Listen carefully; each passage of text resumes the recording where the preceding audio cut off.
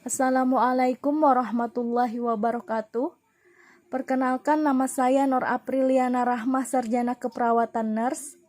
Saya peserta Latsar golongan 3 angkatan 10 kelompok 2.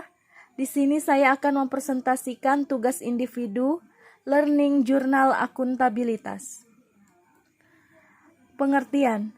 Akuntabilitas sering disamakan dengan responsibilitas, di mana kedua hal ini adalah merupakan hal yang sangat berbeda. Responsibilitas adalah kewajiban untuk bertanggung jawab, sedangkan akuntabilitas adalah pertanggungjawaban yang harus kita capai. Akuntabilitas merujuk pada kewajiban setiap individu, kelompok atau institusi untuk memenuhi tanggung jawab yang menjadi amanahnya. Amanah seorang PNS adalah menjamin terwujudnya nilai-nilai publik seperti: yang pertama, mengambil pilihan yang tepat jika terjadi konflik kepentingan publik, di mana harus memperhitungkan antara kepentingan kelompok maupun kepentingan individu. Yang kedua, mencegah keterlibatan PNS dalam politik praktis. Yang ketiga, bersikap adil dalam menyelenggarakan pelayanan publik. Yang keempat, bersikap dan berperilaku konsisten dan dapat diandalkan sebagai penyelenggara pemerintah. Tujuan akuntabilitas yaitu untuk memperbaiki kinerja pegawai negeri sipil dalam memberikan pelayanan kepada masyarakat.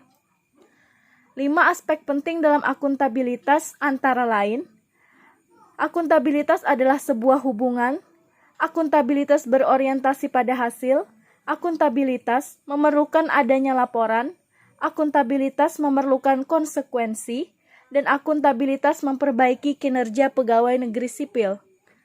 Tingkatan dari akuntabilitas yaitu antara lain personal, individu, kelompok, organisasi, dan stakeholder. Nilai-nilai dasar dan penerapan akuntabilitas dalam kehidupan sehari-hari yaitu antara lain: yang pertama, kepemimpinan, memunculkan sikap-sikap pemimpin dalam diri untuk memimpin dan memberi contoh kepada diri sendiri maupun orang lain agar menjadi lebih baik. Kita tidak perlu menjadi seorang pemimpin, tetapi kita harus memunculkan sikap-sikap pemimpin dalam diri kita, agar kita dapat memberi contoh kepada diri kita maupun orang lain. Kemudian yang kedua, transparansi, yaitu dengan jujur membuat laporan pengkajian keperawatan yang dapat dipertanggungjawabkan. Kemudian integritas yang dapat kita lakukan adalah menerapkan aturan-aturan yang ada di tempat kerja, seperti disiplin datang tepat waktu, disiplin dalam berpakaian sesuai yang telah ditetapkan, serta mematuhi protokol kesehatan yang berlaku di tempat kerja masing-masing.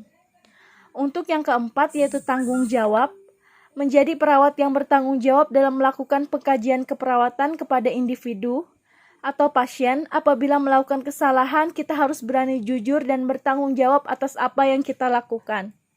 Kemudian yang kelima, keadilan, melaksanakan pelayanan dengan tanpa membeda-bedakan individu atau pasien sesuai dengan agama, suku, ras, serta golongan. Jadi kita harus selalu adil, tidak pernah membeda-bedakan. Kemudian kepercayaan, menjaga semua kerahasiaan individu atau pasien, tidak menceritakan kerahasiaan individu kepada orang lain.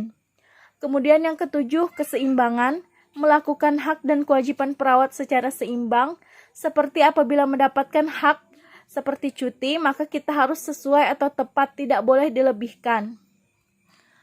Untuk kejelasan, pada saat memberikan edukasi kepada individu atau pasien dan keluarga, harus disampaikan dengan jelas dan mudah dipahami agar tidak rancu bagi pasien. Kemudian yang kesembilan adalah konsistensi, yaitu mempertahankan pekerjaan kita sebagai perawat dan tidak mudah terpengaruh oleh apapun. Kita harus selalu konsisten. Demikianlah penjelasan yang dapat saya sampaikan mengenai Learning Journal Akuntabilitas. Salah hilap saya mohon maaf. Wabillahi taufik wal hidayah. Wassalamualaikum warahmatullahi wabarakatuh.